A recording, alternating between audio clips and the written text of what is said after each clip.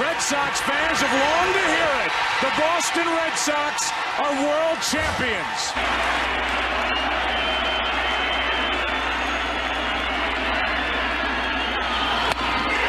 Game over, series over, and the Red Sox are world champs again. And so are these fans. It hasn't happened at Fenway Park for 95 years. The Red Sox are world champions. Boston organization has been well run for a long time now. From the top on down, here comes a 1-2 pitch. Red Sox win the World Series. 5-1 the final tonight. And the best team in baseball wins it all in 2018. The Red Sox have won the World Championship. The Boston Red Sox beat the Los Angeles Dodgers 5-1. They win the World Series 4-1. And the Red Sox become the first team in the 21st century with 4 World Championships. Can you believe it? Welcome, everybody, to another episode of the Pesky Podcast. I am the Ritt. With me, I got my man DC. And today we are going to be covering the Red Sox Phillies series coming up starting Friday, Saturday, and Sunday. With me, we got a guy that knows the Philadelphia Phillies really well, Anthony Sanfilippo. Anthony, how you doing, man? I'm doing good, boys. Thanks for having me on. Tell everybody a little bit about you, a little bit about your background and everything. Yeah, so I grew up in Philly. I've been a journalist down here since 1997. Started off in radio at the famous WIP radio station.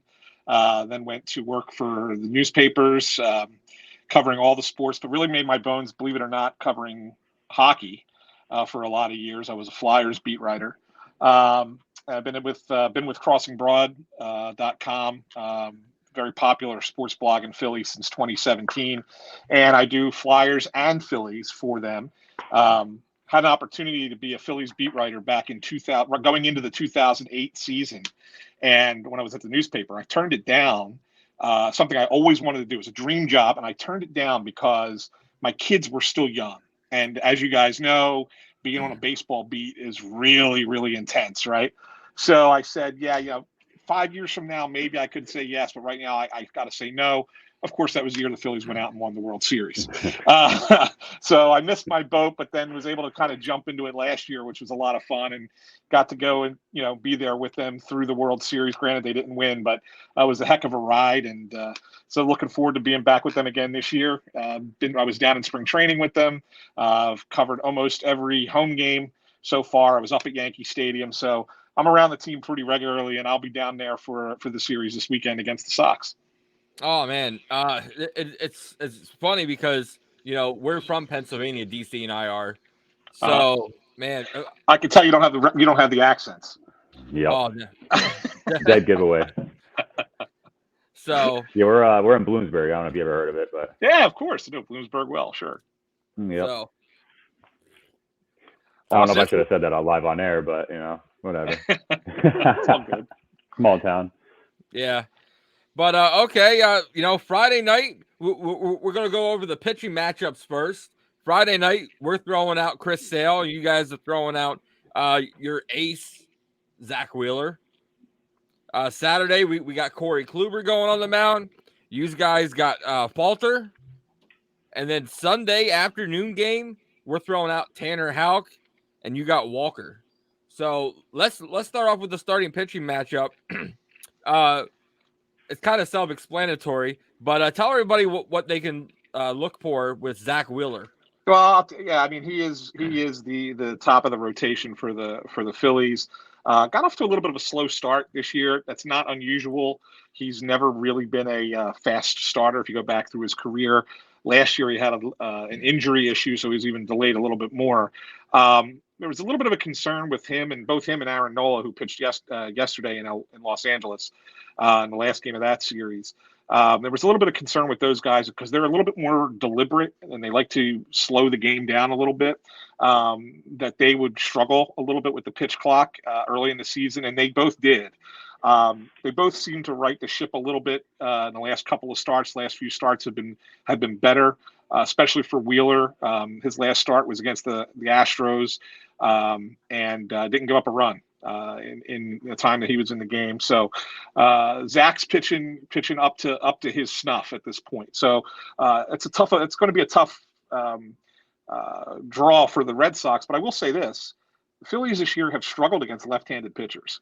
Really have, surprisingly so, especially a guy like Trey Turner, who's been consistently hitting lefties in his entire career, can't hit them worth a damn so far this year. So it actually could be a really good pitching matchup in the opener of this series. I know Sale had a decent game his last time out. I think he's giving you guys a couple of good starts now. So I really think this could be an interesting matchup in the opener of the series. DC, you want to talk about Chris Sale a little bit? Yeah, I mean, with Chris, you don't really know what you're going to get out of him. The last 2 out of 3 starts have been good. He had 1 earned run, 3 to go, 11 Ks. Then he had that little blunder, in between. But last game he came out, his slider was nasty. He had the command. His velocity was there. But it all comes down to his command. If he can't, put in a strike zone, to lead into those, pitcher counts, and his slider isn't working, it kind of scares me. Like I've been saying all year, I'm going to be optimistic. He hasn't pitched that much in the last 3 years. Obviously, I'm a big Chris Sale guy. I'm going to die on that sword, and I don't know if I'm going to regret it. But I mean, it's encouraging. The last 2 out of 3 starts have been, pretty well. I'm just worried about the command. And he needs to get out there, throw strikes early, get ahead in accounts, and not allow that big first inning like he has been doing in some starts throughout the year so far. But I'm excited for this matchup. I mean, that Phillies lineup does scare me. I mean, you guys got Harper back too. That's pretty great to see. I'm glad that he's back because he's a big name in baseball, so you need him out there. As far as Chris Sale, I'm expecting a pretty decent game, but we should see. It depends on the command and how that slider is moving for him. Well, you shouldn't have to worry too much about the first innings. The Phillies really do struggle, believe it or not, in first innings this year. Yeah, I think they've only got I want to say it was 22 runs going into the last game. So I think it's 23 now. I think they got 1 in the first inning against the Dodgers on Wednesday. But yeah, only 23 first inning runs this year. So that's been a bone of contention because obviously first innings are the innings that a lot of teams score, right? It's been a little bit of a bone of contention with this lineup that they have not produced in the first inning. So again, I think it's one of those things where you could maybe know after the first inning the way this game's going to go. Is it going to be a pitcher's duel, or is it going to be a game where the offenses get after these guys early, and then it's going to become a bullpen game, and then you see what happens at that point. Yeah. Then we got Saturday. We got Corey. We're throwing Corey Kluber at you. His last start was spectacular. The ones before that are unmentionable. Most of them. You get bit by that first inning too, man. Yeah, Kluber, just like you were mentioning, Kluber's that guy that will live and die in the first inning. You could kind of see where his pace is, and you find out if he's going to sit there and be leaving by the 4th, or if he might make it to the 6th. And you guys throwing out Falter, another left-handed pitcher. Tell us a little bit about him, because he's 0-5 with a 5.01 ERA. Yeah, he is 0-5, and it's funny because if you look at each of his starts individually, I mean, if you look at his WHIP, it's about it's not bad. I mean, for a guy who's technically their number 5 starter, I know he's slotting into the 3 spot right now because they're waiting for Ranger Suarez to get back into the rotation, which is about a week and a half away. But Falter's their number 5 guy, and if you look at his numbers for a number 5 starter, they're not terrible. I mean, he's been giving them innings, he's kept them in games, and yeah, the ERA is at 5 because he's given up some home runs. Bailey Falter is a guy who has, a lot of people talk about this, he's got this great stride off the pitching rubber where he releases the ball further out in front of his body than any pitcher in baseball. So he only throws 92, 93 maybe max, but it's coming at you from a lot closer than everyone else, and so it plays up speed wise, and so it's a good fastball. His problem is that he is not a guy who can pitch around his mistakes. Every pitcher has mistake pitches, right? But certain pitchers are just talented enough to pitch around their mistakes, and Bailey Falter cannot. And so his mistakes end up hurting him. The Phillies have not hit for him at all this year either. If you look at his starts, they don't hit. That said, he's no better than a guy who's going to keep you in the game. You hope he can go 6, not give up more than 3, and you say, okay, that's a good start out of Bailey Falter. Yeah, DC, you want to talk a little bit about Kluber? Like I said, he's got that one good start, which happens to be his last one. Yeah, I mean, with Kluber, I mean, not to sound like a broken record as far as Sale, but his command comes into question. He had 2 games where he walked 4, a bunch of them where he had 2 in there. And like you said, if he starts slow, it kind of tells you how the game's going to go. And he's only reached the 6th inning 1 time this season. I know we're only a month into the season though. It was good to see how he responded from that 3-run shot by Bo Bichette the other night. He went out, pitched pretty strong the rest of the game. But like I said, with him, it comes down to command, just not throwing those meatballs right down the plate, which is kind of killing him. But other than that, he's been pretty solid, but you got to get through the first 2 innings with him, and then he kind of seems to settle in and kind of, come into his own. But he does make me nervous. He's the number 1 guy in the rotation, I guess, if you look at it technically, because he started opening day, but we need more. We need more from him for sure. The command just hasn't been there. He just doesn't have it. You watch him play and watch him pitch. I mean, like I said, it was encouraging to see how he responded from that 3-1 shot. And, he kind of pitched a strong game after that and against a strong lineup. So it is encouraging to see. I'm not going to be too down on him, but it's kind of a wait and see approach for him. Yeah, Kluber's not a guy that's going to, throw velocity at you. He's more of, an east to west pitcher. We're going to paint the corners and stuff. If he can't get the location to the pitches down, it's going to be a long day for Corey Kluber, especially going against that Phillies lineup that we're going to be talking about here in a little bit. On Sunday, nice afternoon game, we're throwing out Tanner Houck, who, in my opinion, is probably our best pitcher right now for the Red Sox. And you guys are throwing out Walker, a right-handed pitcher who's 2-2. Tell us a little bit about him. Yeah, he's been an enigma guy so far. I guess you guys are a little disappointed you aren't going to see Matt Strahm in this series, who I know was with the Red Sox last year. Yeah, Strahm's been great for the Phillies. This year he had a little bit of a struggle against the Dodgers last time out, but otherwise has been sensational. But Walker was their big free agent acquisition in the pitching staff in the offseason. Obviously, Trey Turner was the big free agent acquisition overall, but Taijuan Walker was the second guy behind him, and he's been disappointing so far. Yeah, he's 2-2, and he had a couple of good starts in the middle. He had to leave early 2 starts ago, complained of forearm tightness after getting shelled for an inning. They checked him out. They said he's fine. There's no issues. Came out his last start, and the Dodgers just absolutely torched him. He's a little too wild at this point. He's a little all over the place. A lot of his strength is that split finger fastball that he throws and gets people swinging. But if you're not throwing strikes and getting ahead of batters, they could spit on that splitter a lot of times because they're in favorable counts, right? So if he's not in good counts and he can't throw that splitter, he becomes a much more easier pitcher to hit off of, and teams have been taking advantage of that. So he needs to control the strike zone a little bit better if he's to be successful, because right now he's just not doing it, and Phillies fans are not going to be too tolerant too long if he continues to pitch this way. Yeah, that is definitely one thing about the city of Philadelphia. They'll give you a break the first couple of times around, but after that, you're done. Yeah, exactly. And he's a right-handed pitcher, and we have some excellent left-handed bats. With Verdugo, Devers, Massa. Casas is getting a little hot now. So if we can get to him really quick, it could be trouble for your guys' bullpen. I agree, and it's one of the big concerns that the Phillies have had. I mean, they were on a nice run until they've now lost 4 in a row. I chalk up the first loss was the last game in Houston. They had won the first 2, so you're like, okay, well, you won 2 out of 3 against the Astros. That's fine. You cannot get swept by the Dodgers, and you really can't get swept by the Dodgers giving up 36 runs in 3 games, and most of that was the result of starting pitchers. Just the starting pitchers weren't great. Nola was okay.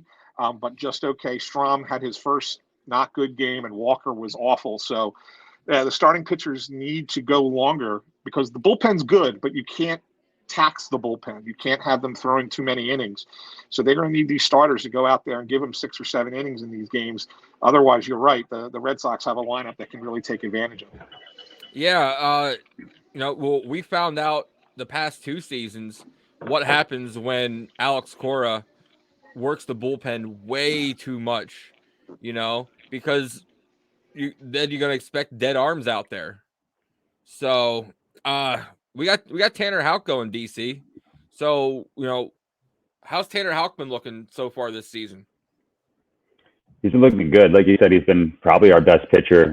He's been lasting longer, going deep into games, which I kind of alluded to earlier in the year that, kind of dogged him on it. He only reached 6 innings one time since 2021, I think it was. Other than his command, obviously, like I just talked about the last 2 people, he strikes people out. Last game, I think the game kind of got a little away from him. He was up 3-0 or something like that, and next thing you know, you look at the scoreboard, it's 6-3. And his problem is once he gets to the 3rd time through the order, they kind of pick up on him, and he kind of loses that velocity, starts leaving balls over the plate, or if he's not, putting it right down the plate, he's walking, 3 or 4 guys in the, later on in the game. Other than that, though, he's been consistent, 3 earned runs, 2 runs to start, other than, the 6 earned run game last game. But that is a tough lineup. It kind of just ballooned on him really quick. But I'm excited to see how he does. He's probably the most exciting start for this series that I'm looking forward to, just from the consistency that he's brought to the team. Yeah, I'm really enjoying the Tanner Houck matchup.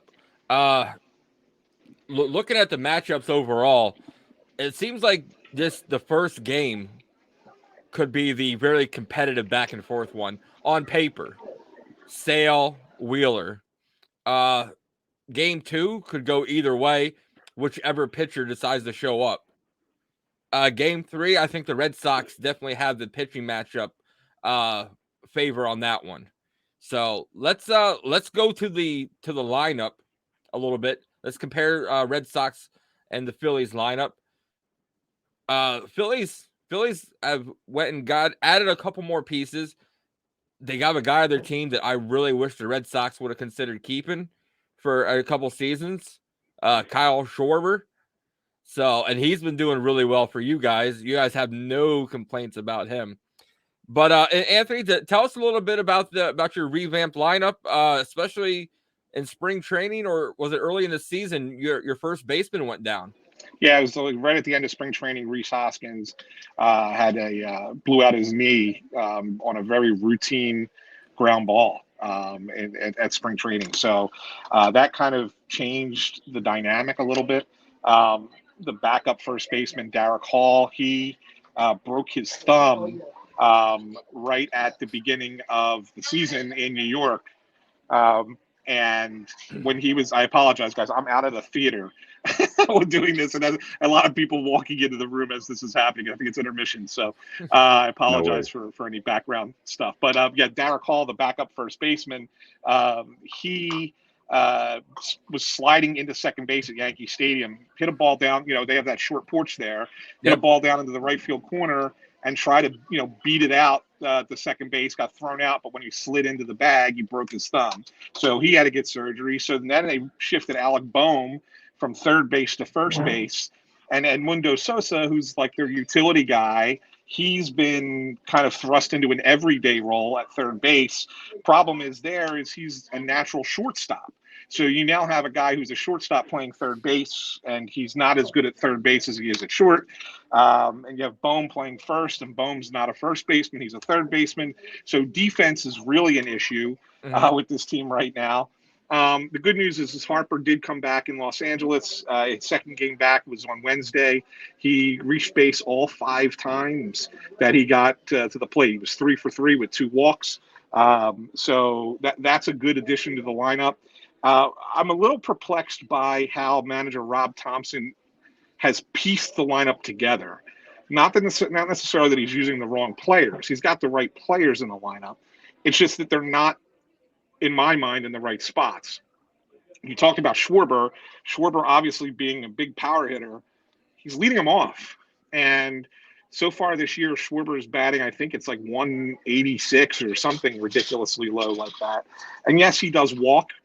But he's a true three true outcome guy. It's either walk, strikeout, or home run. So why that's the leadoff hitter is beyond me. And he's batting Turner second. And Turner, obviously, Trey Turner is a speed guy too. So you want him on base, you want him running. And if you've got Schwarber in front of him, God love Kyle Schwarber, but he's not the fleetest of foot, right? So you're slowing down your fastest runner. So yeah, it's just kind of a weird lineup that Rob Thompson's using right now with Schwarber leading off. Turner's at 2. You got Harper 3.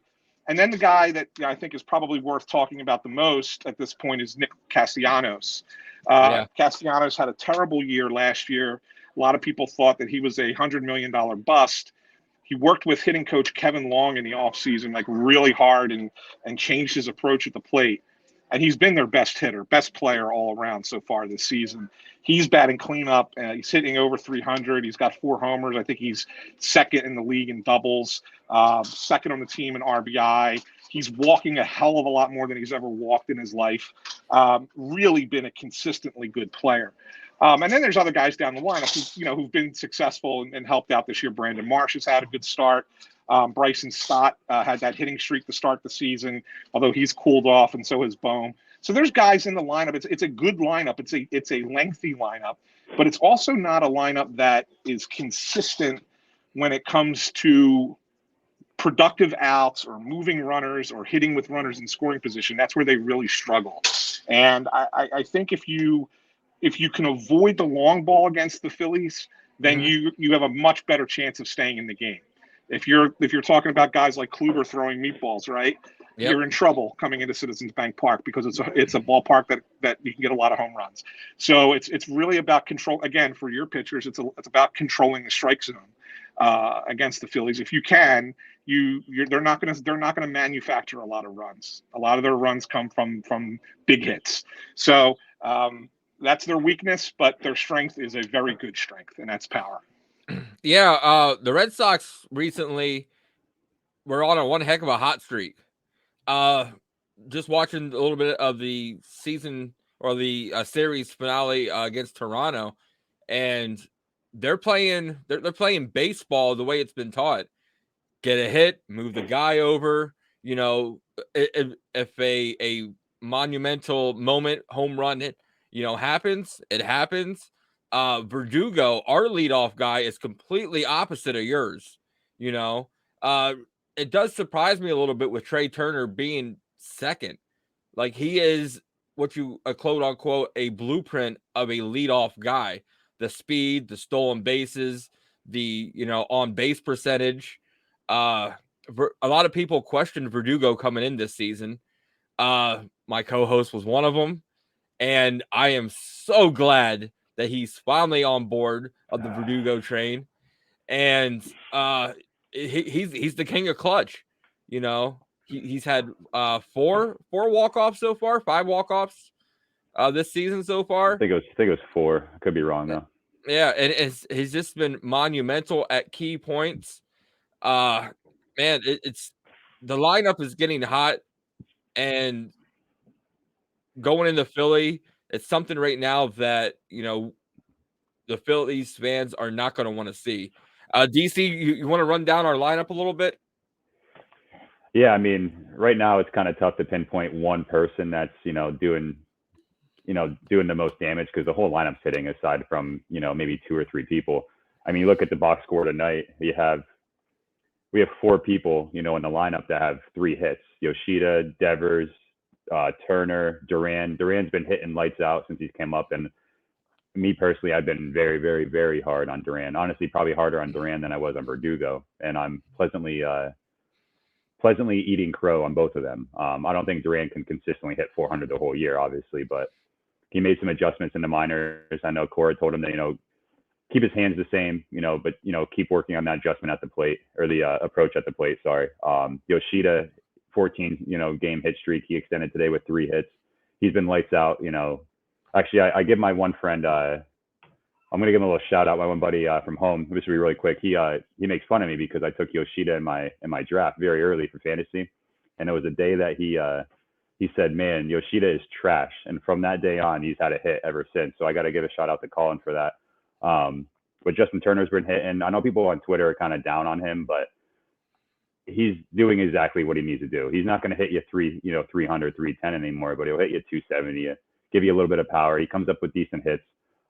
Valdez, he's hitless today, but that big home run the other game against Toronto, dead center, especially in that wind, that was impressive to see from a second baseman. Showed off his power. I'd like to see some more from Kike. Obviously, he's notorious for starting slow, but it's getting to the point now where we really got to get some production out of him. His defense at shortstop is suspect at the very least. Obviously, the other game he had 2 big errors, but they overcame that. But yeah, Verdugo, he's been proving me wrong every game, and I'm very happy to even admit that I was wrong so far. I mean, obviously, I'm not going to get too caught up in 1 month of a sample size, but if he continues to do this, then I will stay on the train. But yeah, coming in this season, I wasn't sure how we were going to produce runs. There was a lot of question marks, a lot of left-handed bats, but it's been turning out. I mean, and we need it because our pitching isn't consistent whatsoever. They're going to let up 3 to 6 runs, at a clip, in 5 innings. And Casas, he had a hit today. I know he had 2 big hits last night to go ahead, and I think he had another RBI single to tie the game after the blunders in the field. But been very pleasantly surprised with the lineup. They've been hitting very well, which has been perfect because the pitching hasn't been that great. But yeah, Yoshida's probably my highlight right now. Obviously Verdugo with his walk-offs, but yeah, I'm very excited to see what they do.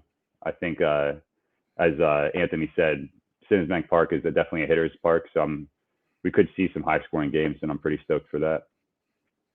Yeah, let's sit there and compare 2 positions and 2 players that neither one of you guys brought up, which is kind of ironic. Let's talk about the catcher position. Yeah. We have a dual catcher with Reese McGuire and Connor Wong. Connor Wong has been a defensive machine, cutting down stolen bases. You guys got JT Realmuto, and he is, for years now, been the best catcher in baseball. How has JT been handling the pitching staff over there in the Phillies? He's talked a little bit about the pitch clock changes from his perspective, and he says it's exhausting for a catcher. It really is. I mean, to catch a game, at that rate of speed, you just got to really get used to it. And he, the pitchers love pitching to him because he's one of those guys who's so well prepared for the opposition. He studies every hitter. He knows tendencies. He knows where they like to chase pitches. He knows where their happy zone is. So he knows a lot about guys and really spends a lot of time with the starting pitcher in the games that he catches, really going over every guy in the lineup and on the bench, and talks about a strategy on how to attack them. And that's part of what makes him, have that moniker, best catcher in baseball, right? I mean, it's more than just the fact that he's a decent offensive catcher. He can, yes, he steals bases. He stole 20 bases last year, which are 21 bases, which is, rare for a catcher. Throws out runners at the best clip in the game, or top 2 or 3 in the game. So you can't really steal on him, even in this era of more steals.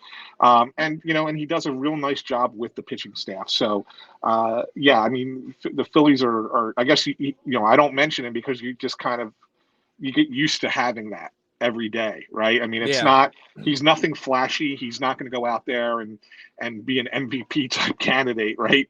But he's going to hit you 280, 275, 280. He'll get 20 home runs by the end of the year. He's just a reliable guy, and he catches more games than most catchers do. He'll get close to 500 at bats in a season, assuming he doesn't have any injuries.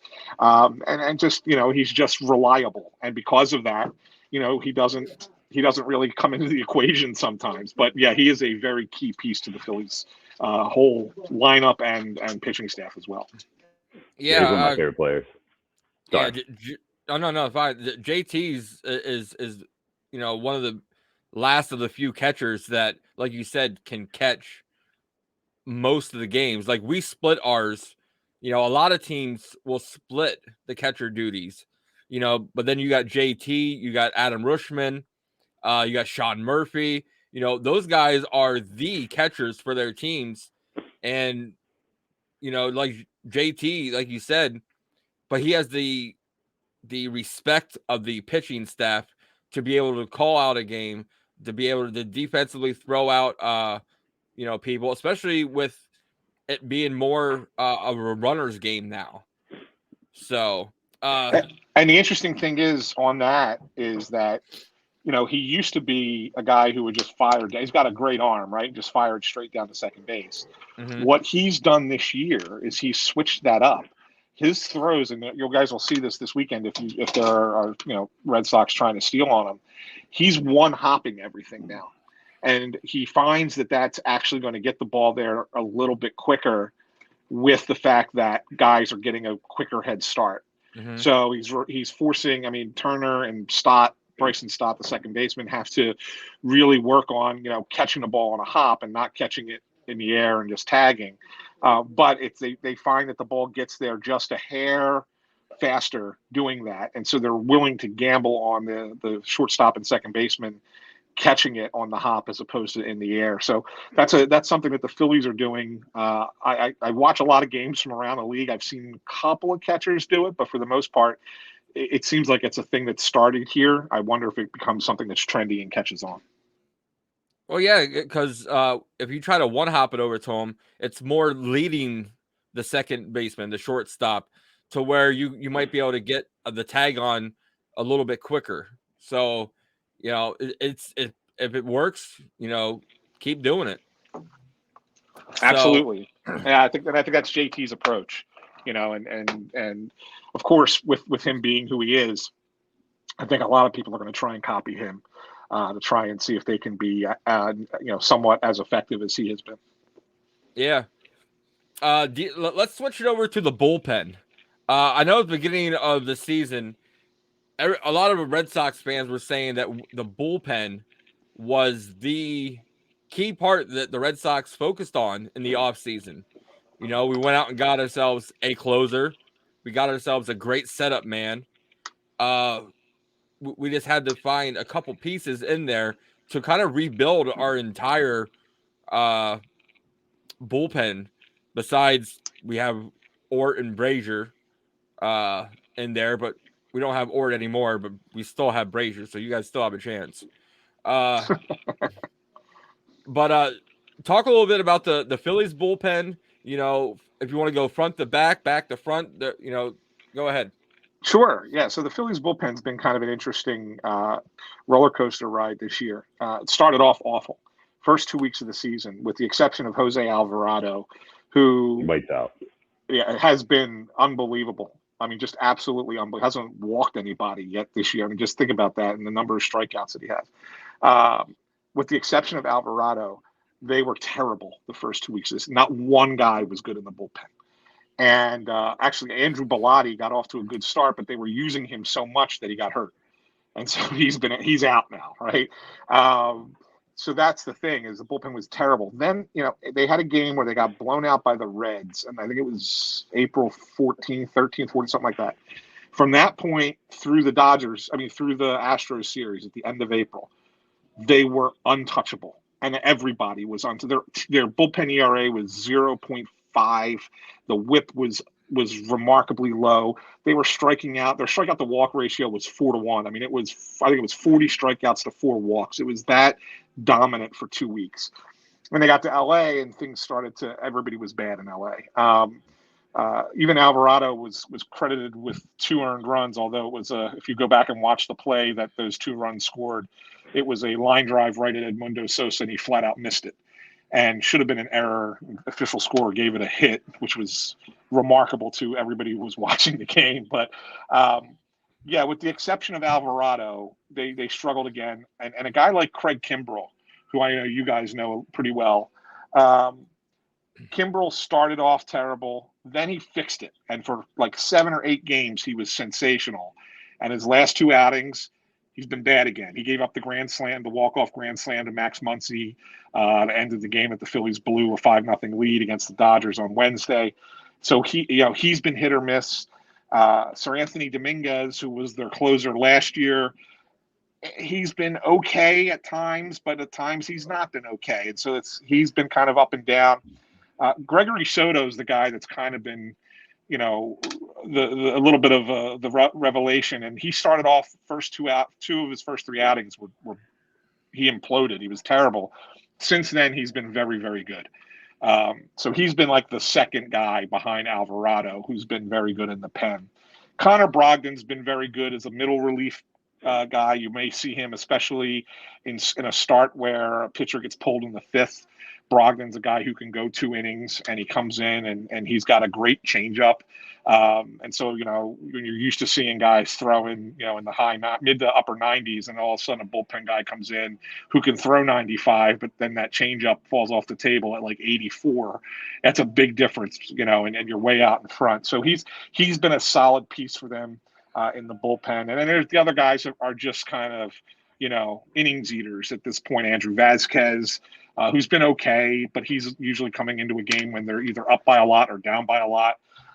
Junior Marte, who they brought over from the San Francisco Giants, terrible first couple of outings, got sent down to the minors, came back, had 2 or 3 good ones in a row, and then he had one against the Dodgers that wasn't very good. That's pretty much your bullpen. I don't think I'm missing anybody. Ultimately, Strom's going to be in the bullpen once they move Ranger Suarez back into the rotation. Suarez will go into the 3 spot. Falter will fall back to 5, and Strom will be kind of weaponized as a whatever you need bullpen guy, whether it's multiple inning, whether it's get out a tough lefty, or be available in a high leverage situation. They really like him a lot, and they plan on using him a lot in that role. So ultimately, you're not going to see him this weekend, but ultimately, Matt Strom's going to be a big part of the Phillies bullpen. Yeah, I have a question. You being there, watching the Phillies, watching other games, do you think that the pitch clock, with the amount of injuries that the pitchers have been suffering, is hurting the pitchers? It is having to not have enough. If you think about it, their repetitiveness is that they're not used to. Do you think that's hurting them to where they're not having enough recovery, bounce back time overall? 1,000%. And guys are talking about it. I mean, when we talk to them, in the clubhouse or, out when they're done shagging flies and they're coming back through the dugout before they go back to the locker room, they're all talking about it. And they're saying it's not good. It's, there's a lot of injuries, and the injuries are the result of, not having time between pitches. That's why you're seeing them. They're complaining that they don't have a timeout, right? The batters have a timeout every at bat. Every batter gets 1 timeout. Well, pitchers have 0. They can't so the only way you could stop, take a breather is either your catcher burns up a mound visit. You only get 5 of those a game. Or the pitchers throw the ball out and say, "Oh, I want a new ball," right? And you're starting to see some pitchers throw out a ball every batter, like just so that they can have that extra. They're only saving like 2 to 3 seconds there, but they're doing it, and they're doing it intentionally. And how many times, I don't know how many times you guys have seen it in Boston games. Oh boy, have we seen it a lot in the Phillies games. PitchCom has issues. Oh, I can't hear. I got to change it. If I was PitchCom, I would sue Major League Baseball for making my technology look that bad, because it can't be that bad. I mean, it's almost like they're using paper cups and string to talk to each other, right? I mean, that's kind of what it's like, right? And so the way that they're complaining about it. So the pitchers are trying to find ways, or trying to find little ways of slowing it down if they can, but there's more pitcher injuries in the first month of the season than they've had in years. Mm-hmm. And what else could it possibly be? It's got to be the fact that the game is moving too fast for their bodies. Yeah, you brought up PitchCom. I'm sitting there and watching games, and I see the pitchers. At work I wear headphones, like, to listen to music, and I'm walking around, and I never once ever had my Bluetooth disconnect to my phone. So, right. And you're thinking Major League Baseball, $1 billion, company, $1 billion league. You're telling me that you're having problems with Wi-Fi and Bluetooth? Agreed. Come on now. It's ridiculous. But then again, the pitcher's got to find by any means to try to get those couple extra seconds. Yeah, I mean, I ultimately think, just from talking to guys, I get the sense that this isn't going to last in the iteration that it is. I mean, I'm not saying it's going to go away. The pitch clock's going to be there and it's not going anywhere. Mm-hmm. But I do think that there's going to be amendments to the way the rules are. I think you might get a couple extra seconds added to the pitch clock. I think pitchers might get some semblance of a number of timeouts per start, or if you're a relief pitcher, maybe you get, one per inning or something along those lines. I think things like that are going to come into play. I think, big deal down here today was, Harper has to, when he gets on base, he's got to wear, the doctors told him he's got to wear this elbow brace for sliding purposes, so he doesn't re-rupture his elbow with the Tommy John surgery. And he couldn't get it on in time when he got his hit in the 9th inning against the Dodgers, and had to throw it aside because they would not give him time to put this medical brace on that he has to wear, that it's prescribed by his doctors. And it went up to Rob Manfred, and Manfred said, no, we're not changing the rules for one person. And it's like, this is not a guarantee. This is not saying it's going to be like this every time, but if it doesn't get on within that 5 to 10 second span that you have between batters, like, he's only going to need an extra couple of seconds. It's not going to hurt your overall time of game this isn't him batting. This is him on the bases, right? If anything, it helps the pitcher more than anything else because it gives the pitcher more time. But now baseball's not complying. And so I think that the Players Union is taking note of every one of these cases around the league, and they are going to come back with full force against the league with what they're doing. It could get ugly, I'm telling you. And I think that the changes are going to happen.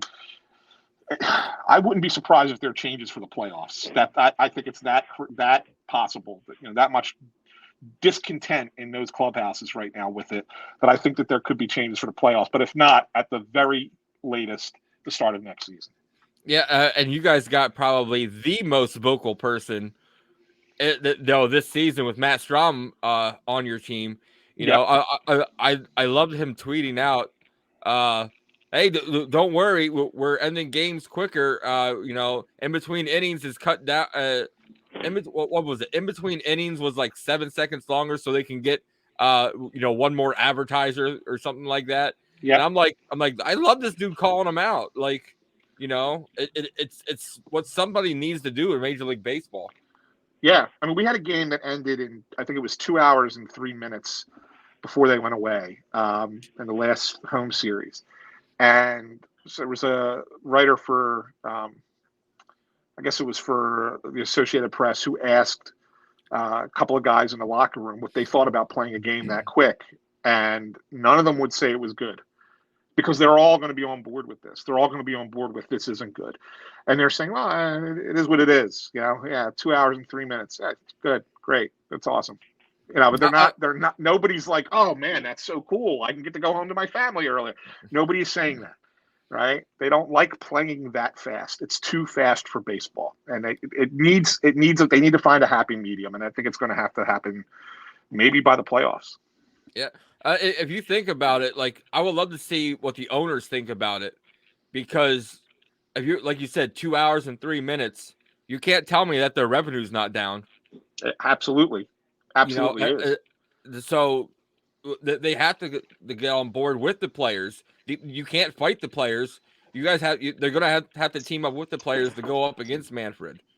So Exactly. DC, the Red Sox bullpen has been it's had its ups and downs. We've had a couple key points, we had a couple key players, and then we have some people that we're still scratching our head. How are they in the Major League Baseball team at all? So you want to hit us up with the Red Sox bullpen? Yeah, I mean, I'll just start from the back. Obviously, Jansen has been awesome all year. The back tightness kind of scares me, but his velocity's still there. His cutter's hitting about 95, 96, which is nice to see. I think last year was about 93, 94. Chris Martin just got back. I think, like I said, before the season even started, he was probably my favorite signing. Not counting Yoshida, obviously.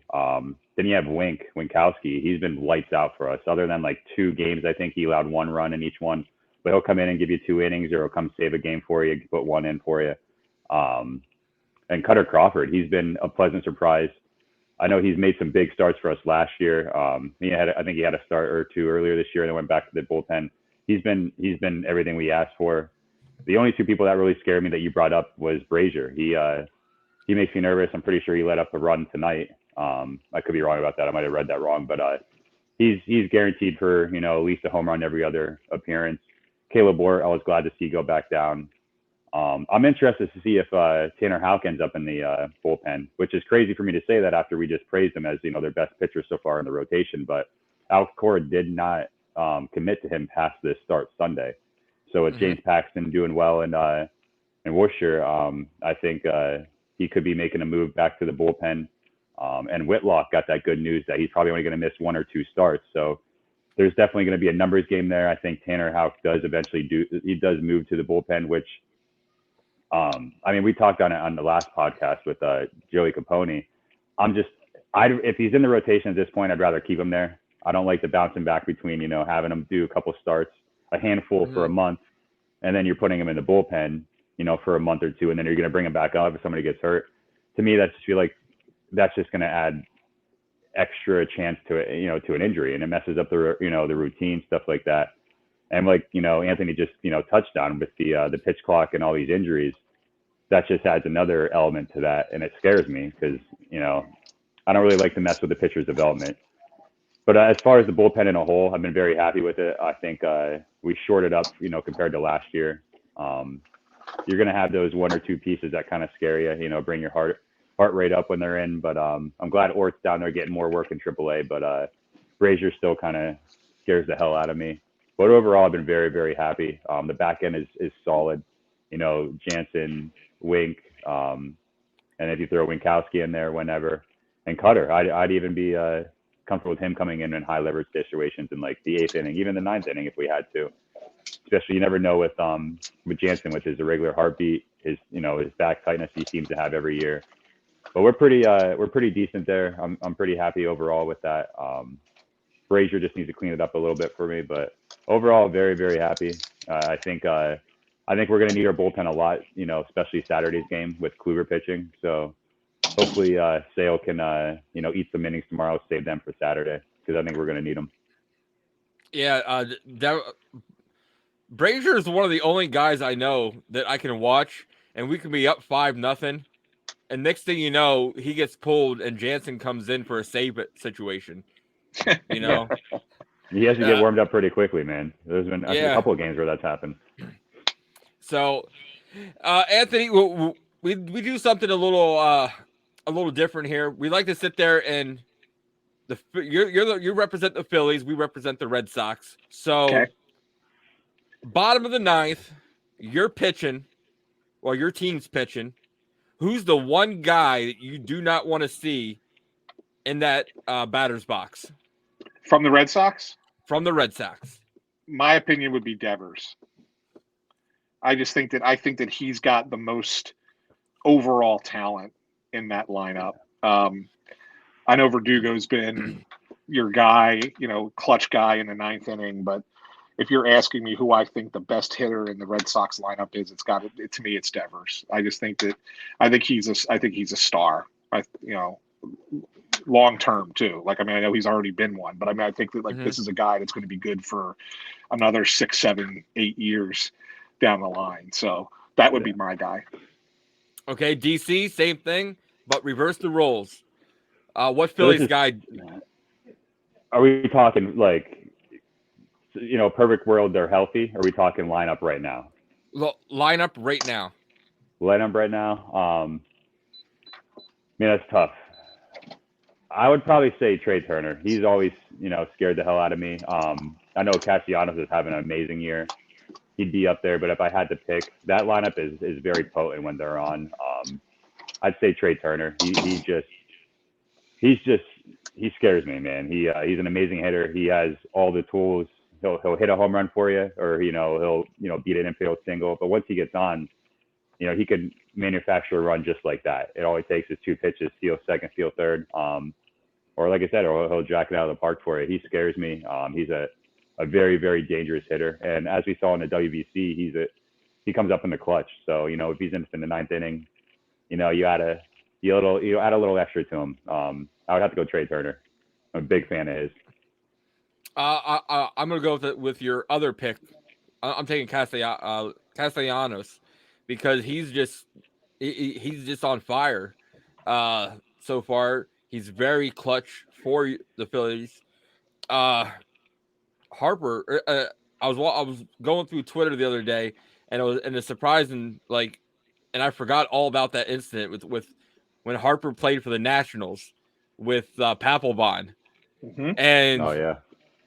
and I'm sitting there and thinking, and I was watching a Phillies game shortly after that, and I was like, this dude still doesn't learn. Like, because there's times where he still doesn't run out, balls. And to be a face of the Phillies, the contract he has, that man has to sit there and put more effort into it. You know what I mean? He's beloved. He's beloved here mostly because of last season's playoffs. Yeah. I mean, he carried them through the first 3 rounds. He was NLCS MVP with the big home run to beat the Padres in the bottom of the 8th, right? Not sending the series back to San Diego. He was a man possessed for those first 3 rounds. He cooled off a little bit against Houston, but the whole team did. They were just, I think that they just ran out of gas after game 3. Yeah, he's, he won an MVP here, and he was the star of the playoffs. Bryce can do no wrong in this city. And I'll tell you, I promise you this, when you guys are watching the game tomorrow night, the Phillies have, and I can't believe that they have to do this. I can't believe Major League Baseball is making teams do this. The Phillies have petitioned Major League Baseball for a delay for his first at bat because they anticipate the standing ovation. And he's going to get one, and the fans love him, and it's hard to say it's not deserved. Yeah, I read that, and I was like, wait, what? Like, I know. You have to do paperwork to get a permission for it. It is not like you can sit there and stop it from happening. Like, it's just so ridiculous how Major League Baseball is more about time management than they are about the fan experience. They are. They don't care. They just, it's sickening. And I'm a little bit older than you guys, right? So I've been around for a little bit longer, but it drives me insane that this is what the sport has become. I hope that they find some kind of common ground going forward and make it a little bit more palatable. But to see what the things that they are experimenting with in the Atlantic League, to make it even more crazy down the road, I don't know. I just don't know what they think they're going to do, because I'm of the mindset that if you think baseball is boring, you're not going to suddenly start watching baseball. So why 100%. Are you trying to appeal to an audience that does not exist for you? People that like baseball don't like these changes. They don't need them. So I don't know what and ultimately I think we're going to see in the end of the year, The statistics are going to be about the same, other than base running. I think that's the only one we're going to see a spike in. But the statistics are going to be about the same. Your ratings, your TV ratings are going to be about the same. And your revenues are going to be, your attendance isn't going to be any better, and your revenues in the buildings are going to be down because you have shorter games. So I just think that ultimately it's not going to accomplish what they think it's going to accomplish. Yeah. Next up, Series MVP. Anthony, who would you pick for the Phillies Series MVP? For this series coming up? Yep. That's a good question. I'm gonna, you know what? I'm gonna go with Bryce, because I think that he's a guy who thrives on the moment, and this is the first opportunity to play in front of the home fans since the injury, and he shattered the record for the fastest recovery from Tommy John surgery ever. And I think that is going to get the juices flowing for him this weekend. I think he will be their best player. Okay. And you can't sit there and say otherwise because of, how fast he came back. First home game, first home series. It's a great pick. DC, what about you? Who is the Red Sox Series MVP? I'm going to go with somebody I didn't really touch on, which is very surprising because he is a force in our lineup. When I talked about our lineup, I'm going to go Rafael Devers. I think he has a big series. He's I know he has 10 home runs, but he hasn't been hitting that well. I think before going into this game, he was 2 for his last 12. Went 3 for 5 tonight. I think he's going to put it together and have a big series for us. Okay. I am going to go, so far every series except for Verdugo. Verdugo is just a freak of nature so far. Has had a different guy step up. I'm going to say Tristan Casas. I think he's been putting the ball together. He's been, he's very patient. Anthony, you've covered baseball for a while now. To have somebody as young as him to have, I think he has 2 or 3 13 pitch at bats. Mm-hmm. That shows patience, and it's usually you're a couple years in the league before you get that veteran in. Yeah, it's more than just patience. I think with him, the bats I've seen out of him, and I've watched a few. It's more of the fact that he sees the ball well, he sees the zone well, and he knows when he's in a 2-strike count how to attack the ball in a way that they say, all right, look, that's close enough to be a strike, so I got to swing at it, even if it's not the pitch I want, but I know I can foul it off and live to fight another pitch, right? And that's something that's usually learned later in careers, and I think that you really see that with him in his at-bats.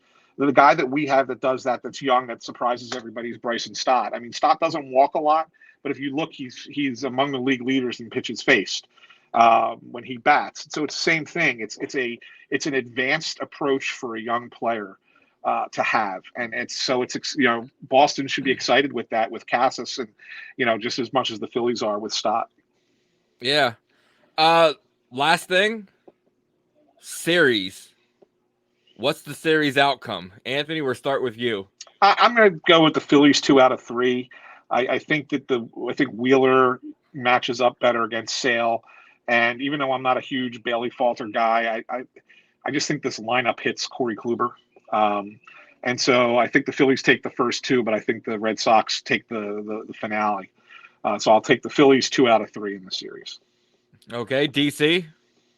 I'm going to go a little different, obviously. I'm going to go 2 out of 3 for the Red Sox. I think tomorrow they squeeze it out. I think Sale has a good game. I think we give the game to them Saturday. I think Kluber probably lays a goose egg, and, balloons his ERA a little bit more. I think we have a pretty close game Sunday.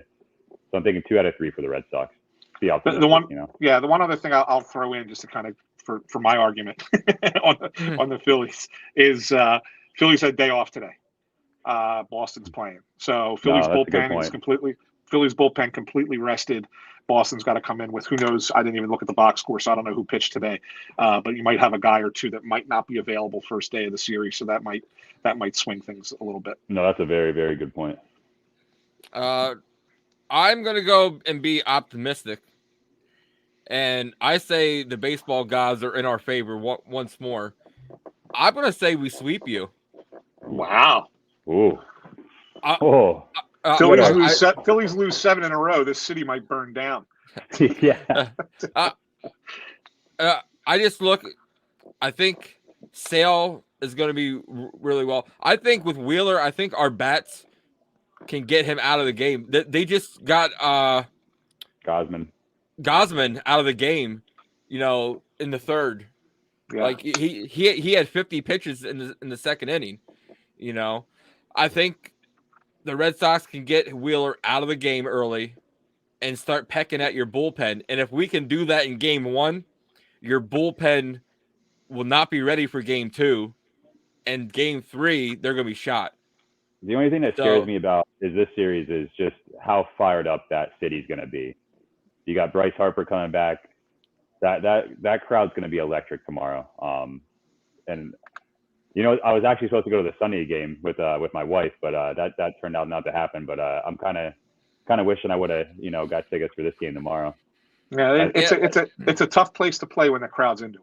If the crowd's docile and quiet, not so much. But if the crowd's into it, I mean, you guys saw it in the playoffs; it was a difference maker. Oh yeah, I went to a Phillies Red Sox game. Sale pitched. I can't remember who he pitched against, but it was one of those like baseball boring games where we lost 1-0. The Red Sox first hit was Chris Sale, and it was a double. I'm like, wait, what? It was just ridiculous. But you get those sometimes where the pitchers are locked in, and it's just defense and pitching. So, but I'm going to sit there and say we stay on the hot streak. Their bats are hot. I'd be surprised if we lose the series, but I'm going to say 3-0. So cold Cotton. Hey, so somebody's got to do it. It's all good. But Anthony, DC, and I would love to thank you for sitting there and coming on, talking Phillies with us. Help give our listeners a little bit more insight on the Phillies organization, the Phillies Red Sox series. Right now, we're going to give you the floor is yours. Promote anything you wanted to that has to do with you. Yeah, sure, no problem. Thanks, guys. I appreciate it. I'd love to come on again, probably next year. I know we guys don't play unless we meet in the World Series. I guess we could do it then, but I guess we'll have to wait till next year. But it's been enjoyable. You can read my stuff on crossingbroad.com. You can follow me on Twitter at @AntSamPhilly. And also there's a Phillies podcast that we put out 2 episodes a week. And then there's also a daily update after games, as long as there's not an afternoon game the next day. It's called Crossed Up, a Phillies podcast. So be sure to check that out. We do talk other stuff going on around the league as well, but predominantly Phillies oriented. Hey, Anthony, thanks for coming on. DC, any final words? Yeah, I just want to just echo what the Ritt said. Appreciate you coming on, man. Very knowledgeable. I'm lucky to have you on. I will say, if the Red Sox and the Phillies play in the World Series, we just gotta make the pact now. We're gonna do a live podcast down in Philly. Done deal. Whoa. We could even do it in if you guys wanted to. I know you guys are closer to Philly probably, so we could do it here. But if you guys happen to be up in Boston too, we can do it there too. Yeah, we'll do both. Absolutely. Oh man, I really appreciate you coming on, man. Really do. And make sure you all check him out. Obviously, he knows his stuff, so go over and give him a follow. Check out his writings and all that. And yeah, man, just really appreciate you coming on, saving us at that time. You got it, man. Anytime. DC, I don't know about you, but if we're in the World Series again and we got to go down to Philly, I'll do remote from a hotel room because, dude, that city is ridiculous. It's wild when it's playoff and World Series time. It's a lot of my friends live down there. It's good. It's a lot of fun. But yeah, it's I mean, I'm a Birds fan actually. So I feel you. I feel you on the fans. But yeah, man, it'll be a good time. Cool. So yeah. Thanks, boys. Yep. Thanks for coming on. Yeah. Well, we like to do something a little different on the Pesky Podcast, give insight for the other teams. And man, like DC said, very knowledgeable. You knew your stuff. We loved having you on. I hope that you will be our go-to guy for every Red Sox Phillies series. Absolutely. We'll do. Cool, man. Appreciate it, buddy. So- Take care. All right, guys. Have a good one. Yep, later. DC, man, love the episode. We had a little snafu, but we are getting that with the Devin Marrero home run ball will be coming back, and it's going to be really great episode. Devin got back to me. We're setting things up for this weekend. I'll let you know. I'll let the fans know. But man, DC, I hope you had fun. Like always. I did, man. It was good. He was a really good dude. Knew his stuff. So Always cool to talk baseball with other people.